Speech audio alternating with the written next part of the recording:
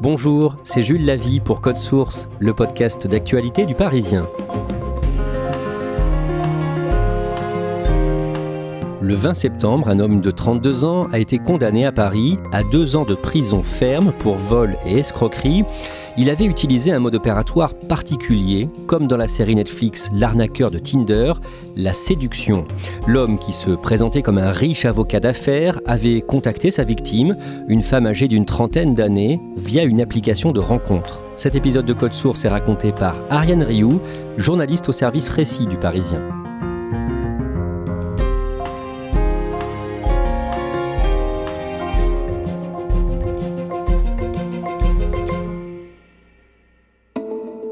Le mercredi 20 septembre, au tribunal judiciaire de Paris, dans le 17e arrondissement, un homme de 32 ans, prénommé Aurélien, va être jugé pour vol et escroquerie.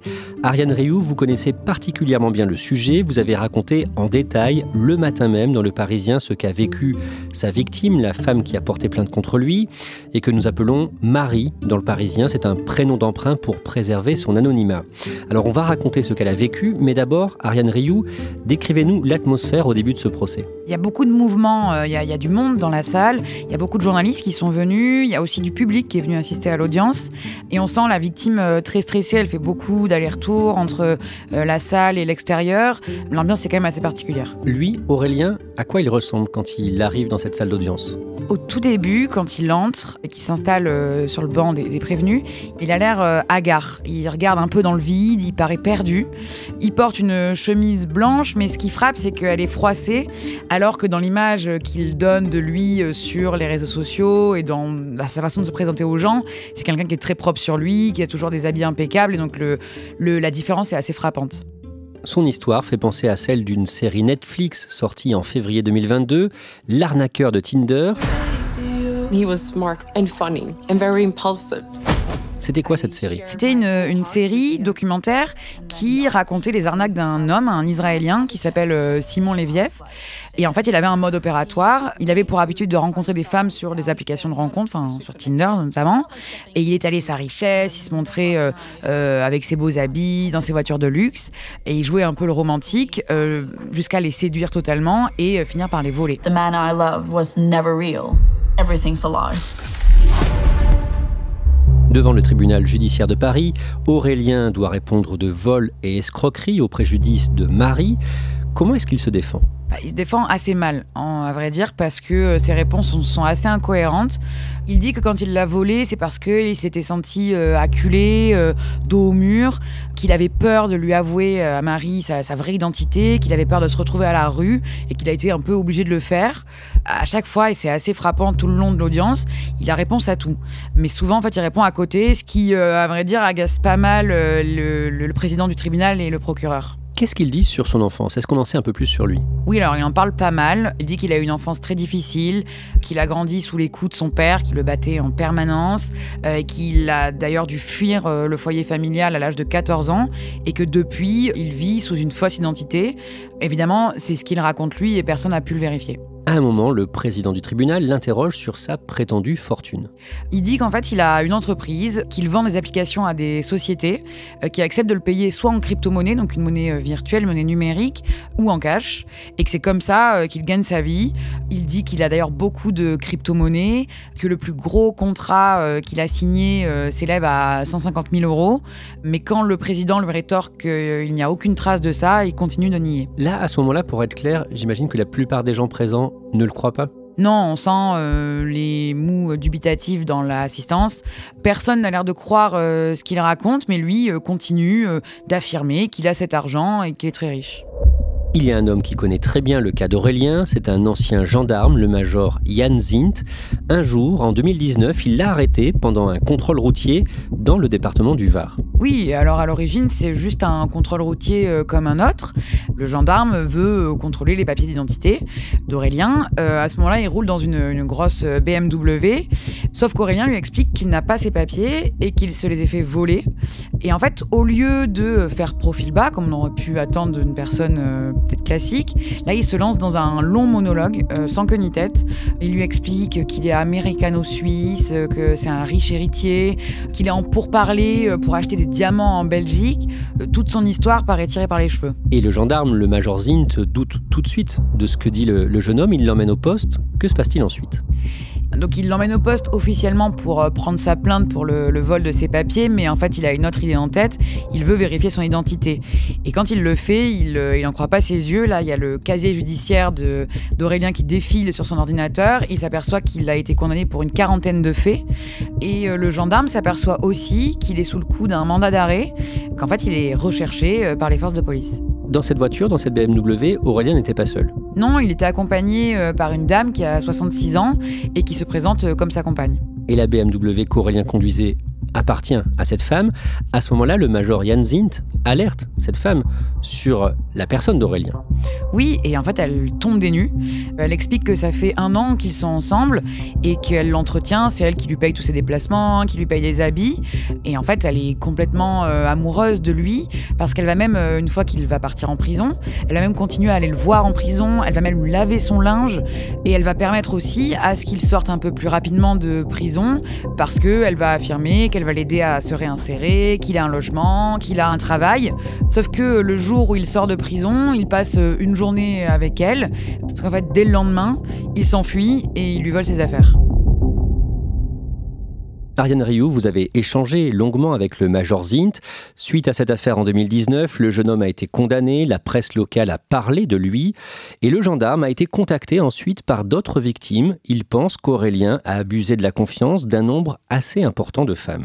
Oui, en fait, depuis 2019, il a continué à recevoir des mails de proches de victimes ou de victimes qui s'inquiétaient d'avoir été en contact avec Aurélien.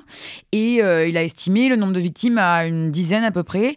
Il y en a qui sont basées en France, d'autres en Belgique et même aux Pays-Bas. Si Aurélien est devant le tribunal judiciaire de Paris ce mercredi 20 septembre, c'est donc suite à la plainte de Marie dont on a parlé, une femme âgée d'une 30aine d'années, une néerlandaise. Quelques jours avant le procès, Ariane Rioux, vous avez échangé longuement et à plusieurs reprises avec elle en préparant votre article pour Le Parisien. D'abord, pour qu'on puisse se l'imaginer, à quoi est-ce qu'elle ressemble ? Elle veut garder l'anonymat parce qu'elle a honte de ce qui lui est arrivé. Mais ce que je peux vous dire, c'est qu'elle est brune, plutôt mince, et que c'est une femme assez douce, souriante, qui est aussi très intelligente et c'est une femme éduquée. Et ce qui me frappe en lui parlant, c'est que c'est une femme qui est assez battante. La mésaventure qu'elle a connue et qu'on va raconter maintenant débute au printemps 2023. À ce moment-là, qui est-elle ? Que fait-elle dans la vie ? Alors Marie, donc elle vit à Amsterdam. Elle travaille dans une grosse entreprise. Elle a un très bon poste et elle est célibataire. Il lui arrive de temps en temps d'aller sur des applications de rencontres. Un jour, en mai 2023, alors qu'elle vient de passer une journée à Bruxelles, en Belgique, et qu'elle rentre chez elle à Amsterdam, aux Pays-Bas, elle reçoit une notification. Oui, en fait, elle a matché avec un homme sur l'application de rencontre Bumble. Son nom, c'est Charles Kempinski. Il dit qu'il a 37 ans. Et sur sa photo de profil, on le voit en costume, affairé derrière son ordinateur. Tout de suite, il est très entreprenant avec elle, même assez charmeur. Elle dit qu'il lui plaît beaucoup, qu'elle le trouve assez beau. Marie consulte les réseaux de cet homme. Oui, elle va notamment sur son profil LinkedIn, son réseau professionnel. Elle s'aperçoit qu'il est avocat d'affaires, qu'il est installé à New York, qu'il a fait de grandes études, notamment à Harvard. Son profil fait rêver. Elle convient d'un rendez-vous avec le prétendu Charles Kempinski, qu'on va appeler dans ce podcast par son vrai prénom, Aurélien, pour être plus clair. Rendez-vous à Amsterdam. Comment ça se passe ? En fait, elle le retrouve à la gare. Il est venu en costume, avec son sac à dos, sa valise à roulettes, et ils décident d'aller ensemble prendre un verre dans un bar à Amsterdam. Et le rendez-vous se passe plutôt bien. Il commande du vin, il appelle le serveur, il lui demande une autre bouteille qui est plus chère, parce que celle-ci lui convient pas. Il parle beaucoup de lui, aussi de son métier, et puis il lui montre, il met beaucoup en avant son argent. Il est même sur place avec 1 500 € en liquide qu'il va pouvoir dépenser toute la soirée. À ce moment-là, comment est-ce qu'elle le voit ? Elle le trouve séduisant, mais elle doute aussi beaucoup parce que l'histoire paraît très grosse. Elle va même jusqu'à lui demander est-ce qu'il c'est pas un arnaqueur ? Et lui, il a réponse à tout, il lui dit que non, il lui montre même son certificat d'avocat pour lui prouver que non, il est bien ce qu'il prétend être. Ils passent la nuit ensemble chez Marie et après cette première nuit d'amour, Aurélien reste chez elle. Oui, et ça la surprend. Elle me dit un homme normal serait parti. Lui, il a voulu rester. Que là, il lui dit qu'il a envie de l'emmener chez lui, à New York. Il prend même des billets dans les jours qui suivent pour lui prouver qu'il a envie de l'amener. Il dit qu'il sent que c'est sérieux entre eux. Et donc, en fait, il trouve des excuses pour rester chez elle. Dans les jours qui suivent, l'avocat d'affaires se montre attentionné avec Marie. Oui, c'est presque même l'homme parfait. Il fait le ménage, il l'emmène dîner, il lui fait des massages, même parfois il danse avec elle. Il est ultra romantique et elle vit un peu un conte de fées. Et donc il lui fait comprendre à plusieurs reprises qu'il est riche. Oui, il en parle très souvent et quand elle doute, même il lui montre une copie de son compte en banque sur lequel il y aurait 1 million d'euros. Au bout de quelques semaines de vie commune, Marie et Aurélien visitent ensemble à Amsterdam un appartement de luxe. Oui, c'est même lui qui a insisté pour qu'il le visite parce qu'il a envie d'acheter avec elle, c'est ce qu'il lui dit, pour lui montrer qu'ils sont sérieux. Donc il visite un bel appartement estimé à 10 millions d'euros et il va même, pour jouer le personnage jusqu'au bout, jusqu'à négocier le prix avec l'agent. Marie les voit faire ça et elle a l'impression que c'est du sérieux. De temps en temps, Aurélien se met à l'écart dans l'appartement de Marie pour de mystérieuses visioconférences. Il dit que c'est en lien avec son travail, qu'il a des appels importants, des vidéoconférences, et donc il prend son air sérieux, il se met à parler en français, donc elle ne comprend pas. Et pour se justifier, pour qu'elle se tienne un peu à l'écart de tout ça, il lui dit que c'est des clients très importants et que du coup, tout est confidentiel. Parfois, il peut s'énerver. Oui, après quelques jours, il commence un peu à changer de comportement. Il devient un peu agressif, il est dominant, sauf qu'il a encore des excuses. Il se justifie en disant qu'il est HPI, au potentiel intellectuel. Il dit aussi qu'il souffre du syndrome d'Asperger, ce qui fait qu'il serait moins à l'aise en société et ça provoquerait son agressivité. Est-ce que par moment, Marie a des doutes sur Aurélien ? On l'a dit, elle a eu un doute dès le premier soir, mais est-ce qu'elle doute encore plus quand le temps avance ? Et d'ailleurs, est-ce qu'elle avait vu la fameuse série Netflix, L'Arnaqueur ? Oui, elle l'avait vu à peu près 1 an et demi avant leur rencontre. Elle fait le parallèle, elle doute en permanence. Même ses amis la font douter, ils trouvent que c'est louche, son comportement. Sauf que lui, comme d'habitude, il a réponse à tout. Et puis surtout, elle se dit que s'il y a 1% de chance que tout ça soit vrai, elle a envie d'y croire. Et elle lui fait des cadeaux. Oui, en fait, au tout début, c'est Aurélien, la première semaine, qui va lui payer des choses. Et puis très vite, en fait, ça bascule. Elle va se mettre, elle, à lui payer des dîners dans des endroits chics parce que c'est ce qu'Aurélien demande. Il est aussi très friand d'escapades le week-end, donc elle lui offre. Il lui dit qu'il s'est fait voler sa valise, donc elle va se mettre à lui offrir des vêtements aussi. En tout, elle va dépenser plusieurs milliers d'euros pour lui. Un jour, il la demande au mariage. Oui, alors là, c'est le clou du spectacle. Il lui propose de se marier à Monaco, sur le Rocher. Il veut lui montrer que c'est sérieux. Ils choisissent même une date, le 21 septembre. Il commence à faire des réservations, à préparer ce mariage. Oui, il appelle même la principauté, il le fait devant elle pour qu'elle assiste à tout ça. Il se met même à booker des chambres dans des hôtels 5 étoiles, 60 chambres pour une valeur de 300 000 euros pour leurs proches et pour eux. Au mois de juillet, un peu plus de 2 mois donc après leur première rencontre, et avant le mariage programmé pour septembre, Aurélien propose à Marie de faire un voyage en amoureux à Paris. Oui, il a envie de cette escapade à deux. Il insiste beaucoup parce que ça lui tient à cœur.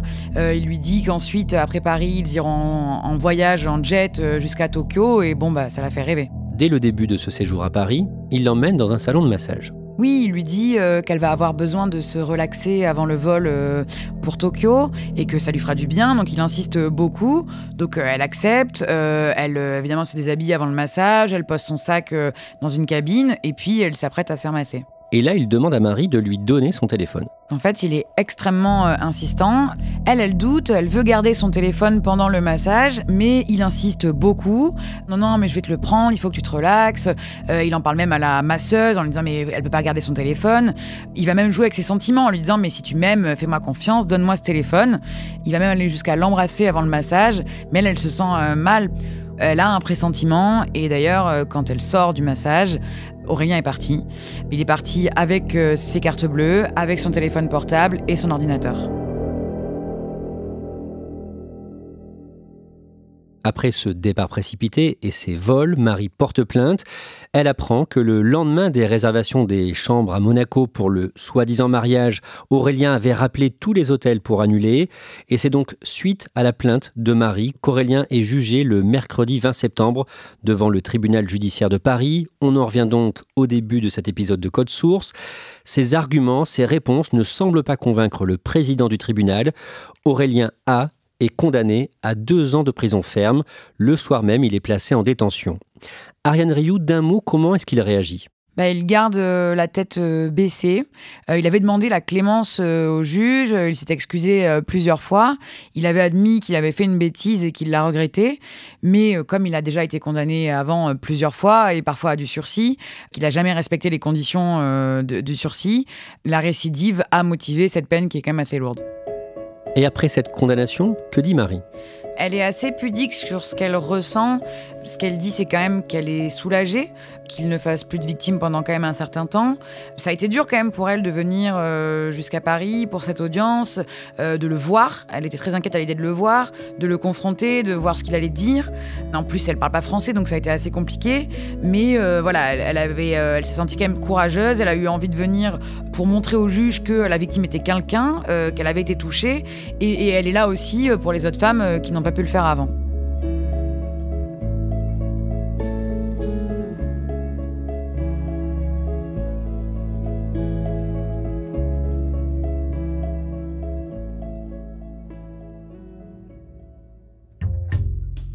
Merci à Ariane Rioux.